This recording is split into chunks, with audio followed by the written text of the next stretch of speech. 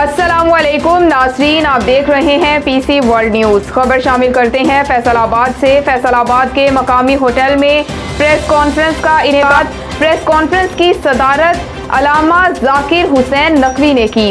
हमारे senior reporter Mirza हारून की तफसीलात के मुताबिक फैसलाबाद के मकामी होटल में गुस्ताखाना खाकों और कुरान पाक की बेहुरमती के खिलाफ एहतजाजी प्रेस कॉन्फ्रेंस में अलामा जाकिर हुसैन नकवी, राना इनाम मंच, राना नासिर अली ने अपनी काबीना के दीगर ओहदेदारान के साथ मीडिया से गुफ्तगू की।